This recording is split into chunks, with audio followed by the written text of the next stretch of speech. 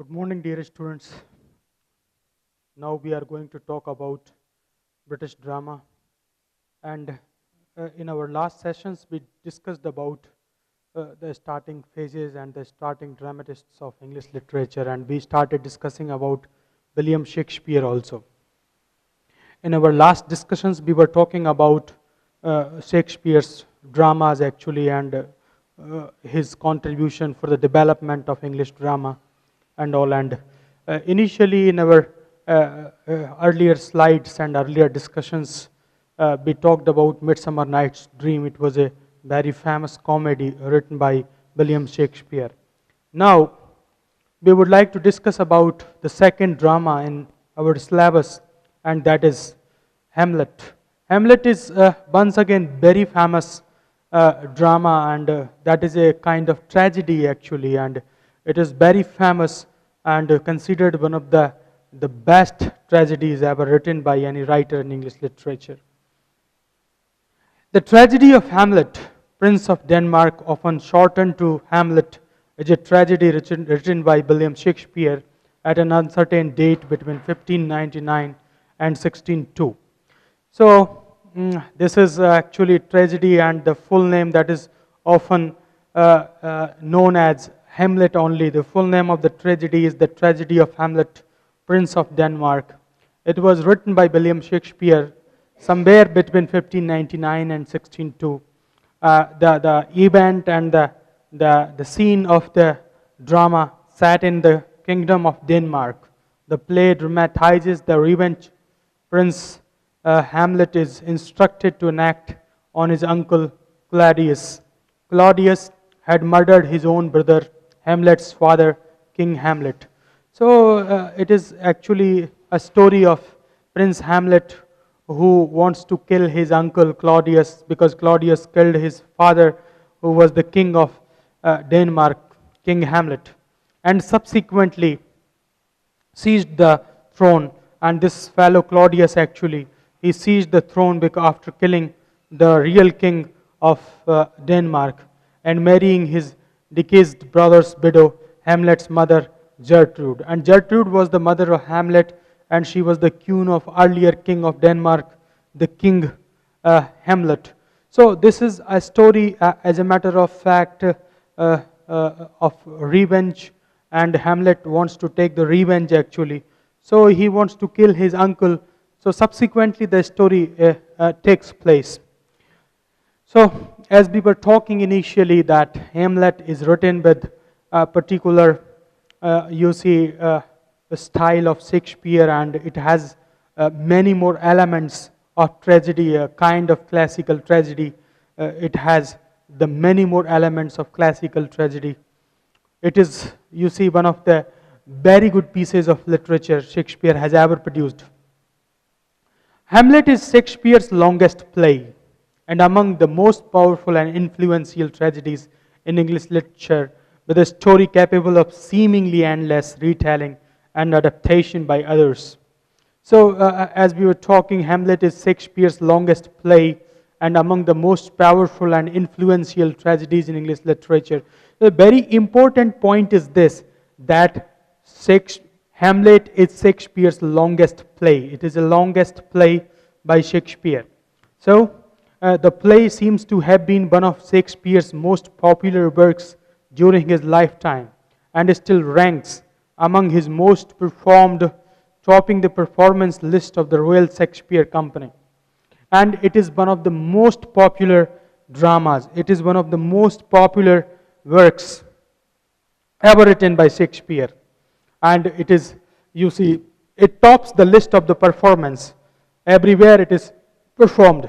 It has inspired writers from Goethe and Dickens to Joyce and Murdoch, and has been described as the world's most filmed story after Cinderella. So this is actually has inspired this drama, this play. Hamlet has inspired many writers across the world, and it has been described as the world's most filmed story after Cinderella. So this is a kind of an evidence of its popularity among the masses. It is an evidence of the popularity of play Hamlet by Shakespeare. The story of Hamlet ultimately derived from the legend of Hamlet, preserved by 13th century chronicler Saxo Grammaticus in his Gesta Danorum, and subsequently retold by 16th century scholar Francos de Belleforest. So, as we were talking, the drama, the plot of Hamlet has attracted and influenced many writers and audience as well. In the same fashion, the story, the real story, the plot of Hamlet has been borrowed. It has been borrowed from many, writers and many legends also at the same time. Shakespeare may also have drawn on an earlier Elizabethan play known today as the Hamlet, though some scholars believe he himself wrote the Hamlet, later revising it to create the version of Hamlet we now have. Even people say, and the critics say, that he has drawn the real plot of the play from Hamlet. So actually he almost certainly created the title role for Richard Barbès, the leading tragedian of Shakespeare's time. In 400 years since, the role has been performed by highly acclaimed actors from each successive age. So actually, as we talk about the plot, as we can understand the real popularity of Hamlet, because the popularity of Hamlet has gone to the newer heights. It has gone to the different heights actually, because it is very much famous. So after realizing, after understanding the popularity of Hamlet, we can very well understand the plot must be a well-knit plot, and the story has been borrowed and it has been taken from the best of the best legends. So this is how Shakespeare must have been very choosy in order to select the real plot of Hamlet. 3 different early versions of the play are extant. Usually, we find 3 earlier versions of the play: the first quarto, the second quarto, and the first folio. The first quarto that was published in 1603, and the second quarto that was published in 1604, and the first folio that was published in 1623. So they are the 3 earlier versions of Hamlet. Each version includes lines and even entire scenes missing from the others. The play's structure and depth of characterization have inspired much critical scrutiny. One such example is the centuries-old debate about Hamlet's hesitation to kill his uncle, which some see as merely a plot device to prolong the action, but which thus argues a dramatization of the complex philosophical and ethical issues and surround cold-blooded murder, calculated revenge, and thwarted desire. So as we were talking, actually, the play has at least 3 versions, 3 early versions actually. And you see, there have been many critical surveys and critical observations regarding the play. But, and there have been many questions. One good old question is this, that why was Hamlet hesitated in killing his uncle? So, but actually some of the things are there which are debatable, they were earlier debatable also. More recently, psychoanalytic critics have examined Hamlet's unconscious desires, and feminist critics have re-evaluated and rehabilitated the often maligned characters of Ophelia and Gertrude. So as we were talking, actually, that the psychoanalytical critics like Freud and all, they have examined Hamlet's unconscious desires, that he was also in love with his mother. That is why he actually intentionally delayed the murder or the killing of his uncle. So actually the questions are same, but their point of view and the argumentative style are different. So after a discussion about the correct about the plot and the Shakespeare's art of writing, we would like to now understand major characters of Hamlet, and then actually, because the story will become only clear only when we understand the major characters of the play. So here we go for the characters. Hamlet. Hamlet is the main characters actually. He is the Prince of Denmark, the title character, and the protagonist. About 30 years old at the start of the play, Hamlet is the son of Queen Gertrude and the late King Hamlet, and the nephew of the present King Claudius. Hamlet is melancholy, bitter, and cynical, full of hatred for his uncle's scheming and disgust for his mother's sexuality. Hamlet is melancholy, bitter, and cynical, full of hatred for his uncle's scheming and disgust for his mother's sexuality. A reflective and thoughtful young man who has studied at the University of Wittenberg, Hamlet is often indecisive and hesitant. Hamlet is often indecisive and hesitant, but at other times prone to rash and impulsive acts. Claudius, the king of Denmark, Hamlet's uncle, and the play's antagonist. Hamlet is protagonist. The villain of the play, Claudius, is a calculating, ambitious politician driven by his sexual appetites and his lust for power, but he occasionally shows signs of guilt and human feeling. His love for Gertrude, for instance, seems sincere. Gertrude, the Queen of Denmark, Hamlet's mother, recently married to Claudius. Gertrude loves Hamlet deeply, but she is a shallow, weak woman who seeks affection and status more urgently than moral rectitude or truth. Polonius, the Lord Chamberlain of Claudius' court, a pompous old man. Polonius is the father of Laertes and Ophelia. He is the father of Laertes and Ophelia.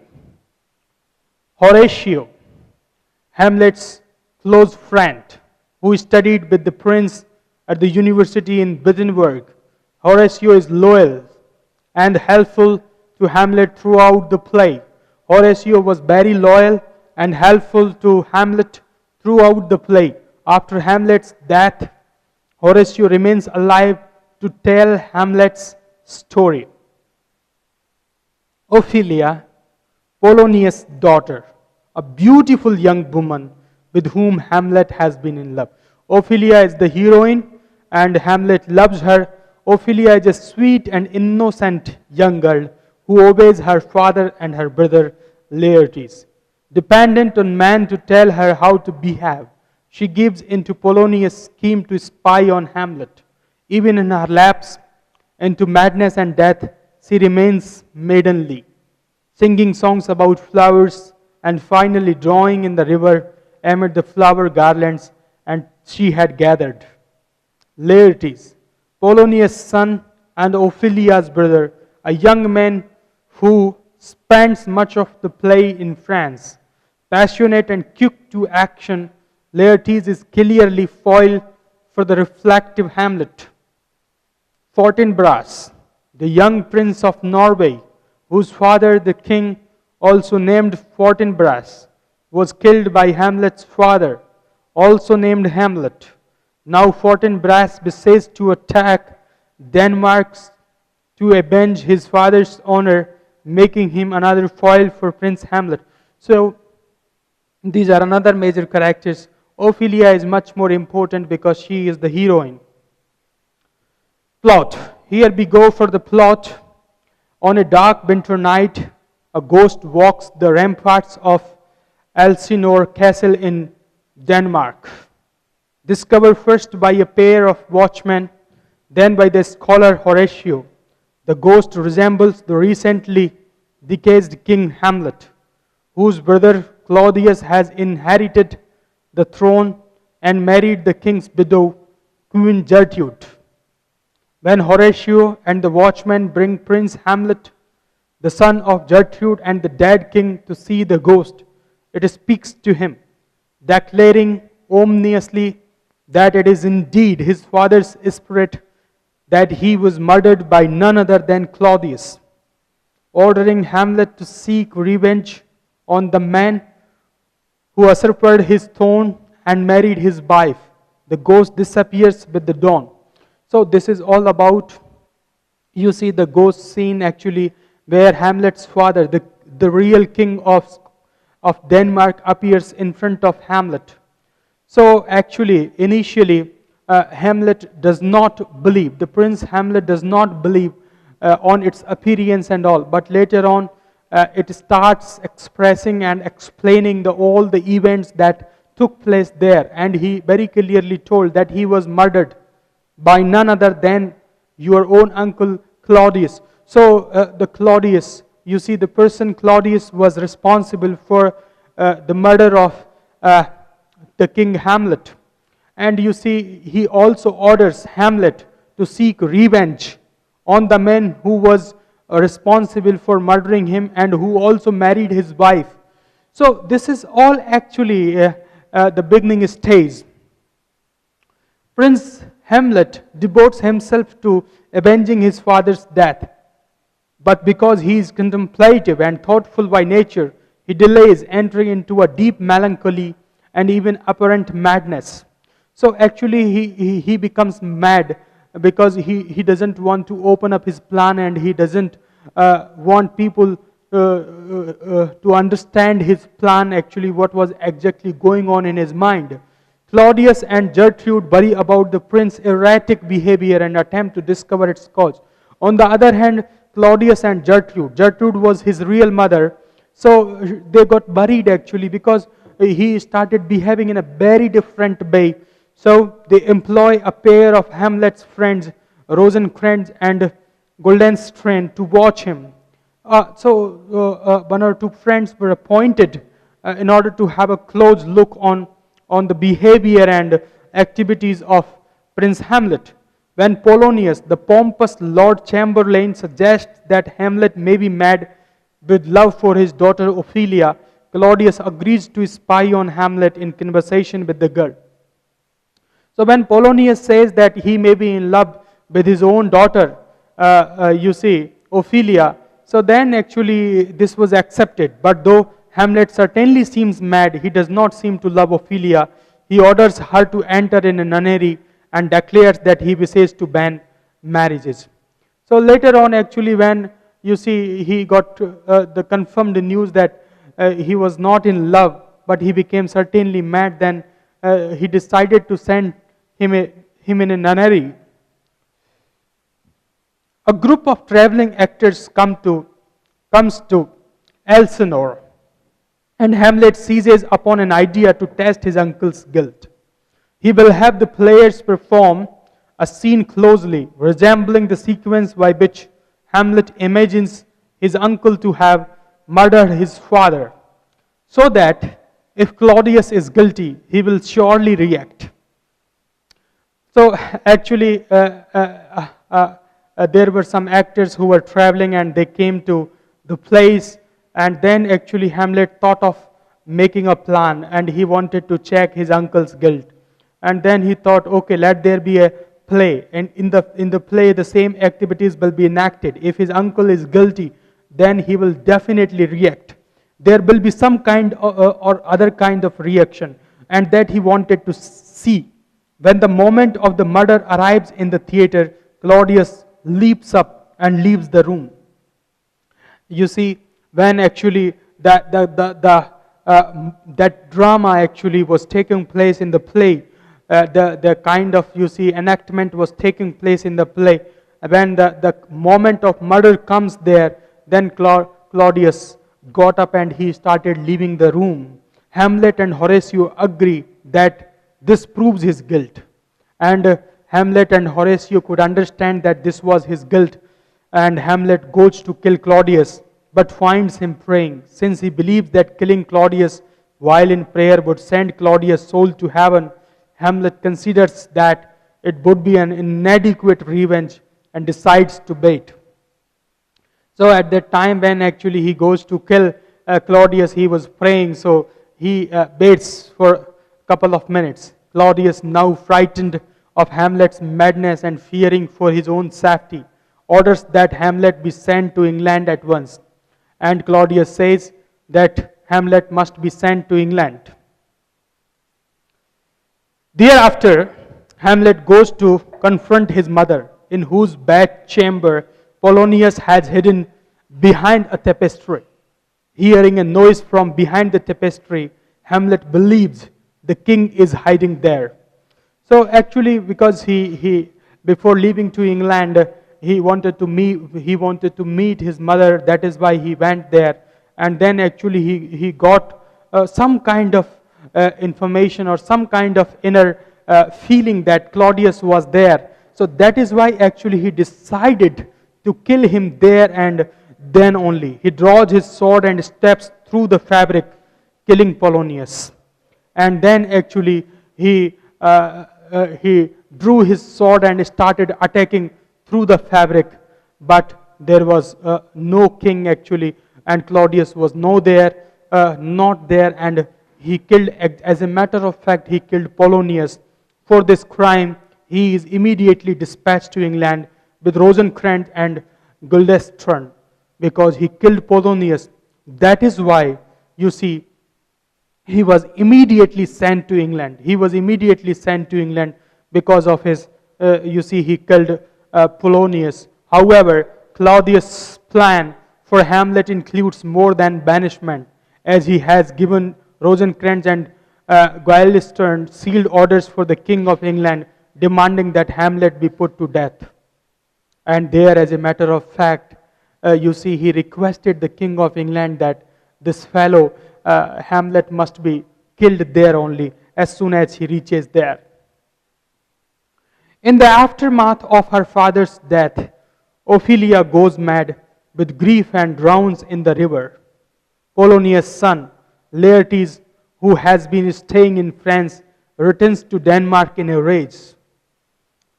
Ophelia goes mad, and she, drowns in a river. On the other hand, Laertes comes to Denmark. Claudius convinces him that Hamlet is to blame for his father's and sister's death.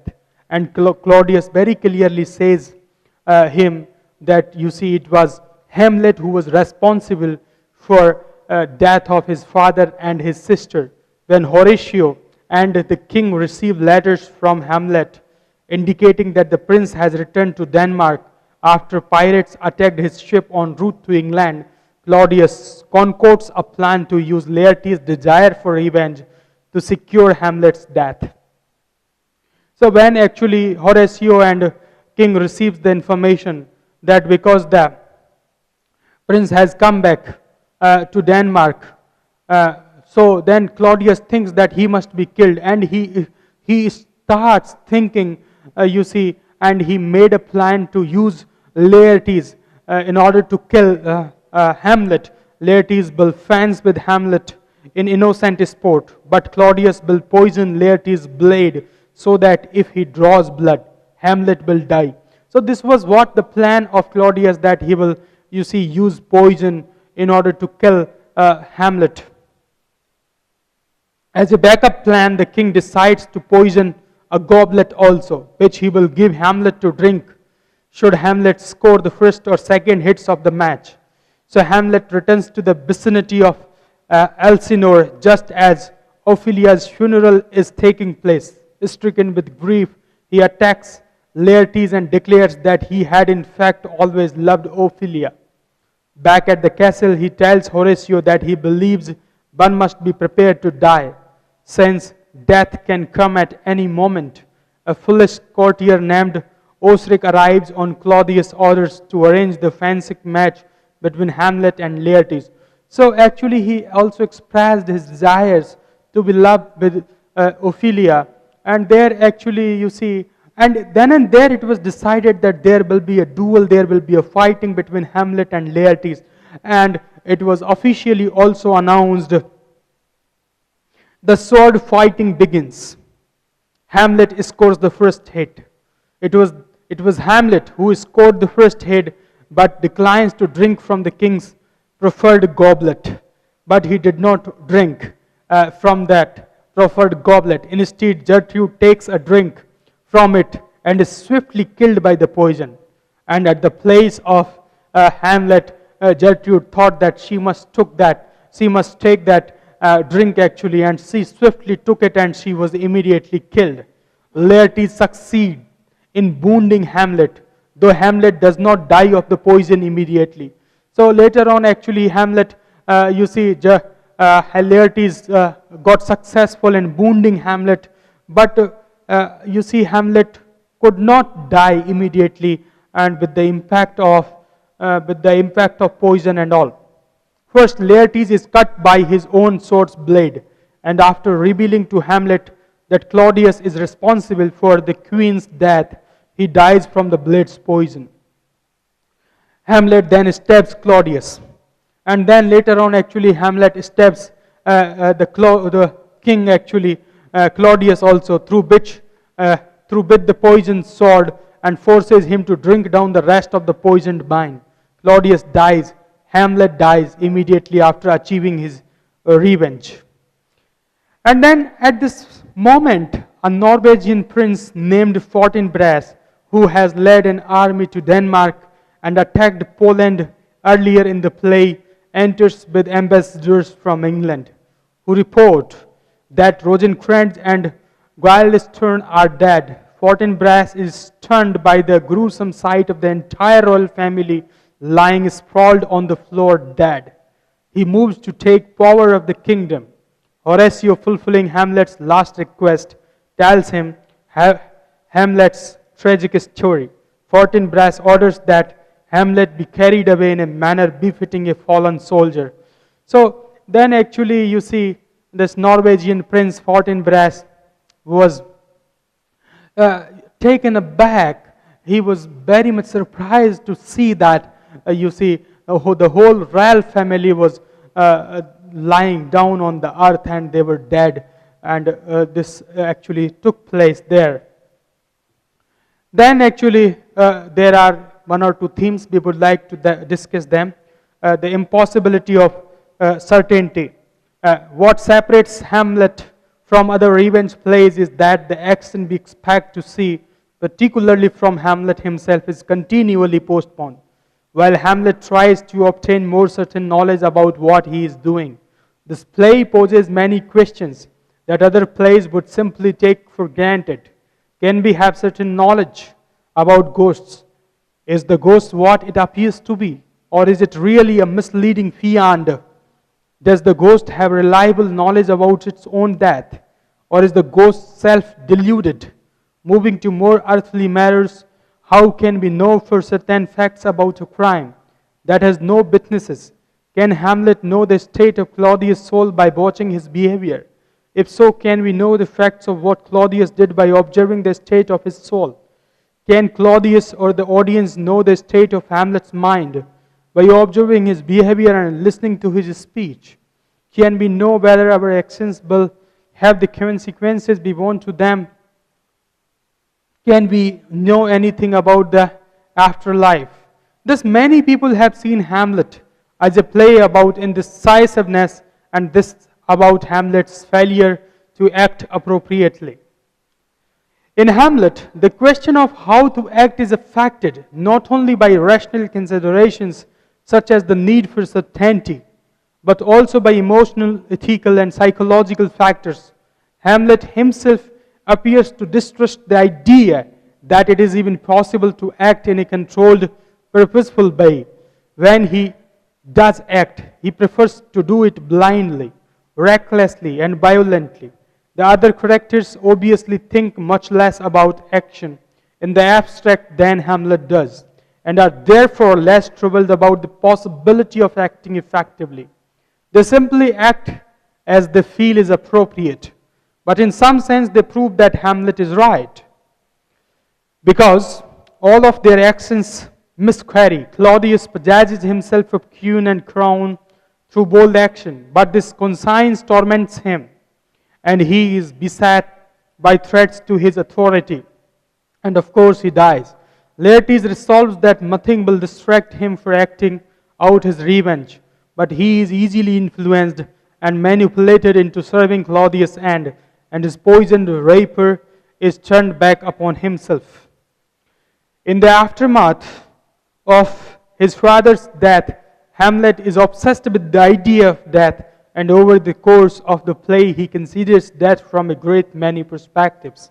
He ponders both the spiritual aftermath of death, embodied in the ghost, and the physical reminders of the death, such as by Yorick's skull and the decaying corpses in the cemetery. Throughout, the idea of death is closely tied to the themes of spirituality, truth, and uncertainty in the death may bring the answers to Hamlet's deepest questions, ending once for all the problem of trying to determine truth in an ambiguous world. And since death is both the cause and the consequence of revenge, it is intimately tied to the theme of revenge and justice. Claudius' murder of King Hamlet initiates Hamlet's quest for revenge, and Claudius' death is the end of that quest. So this is how actually this is a story, is a fine mixture of the story of revenge and indecisiveness. Hamlet wants to take revenge also, but he was very undecisive. So this is how the story goes. It is one of the best piece of creations written by Shakespeare. Thank you very much.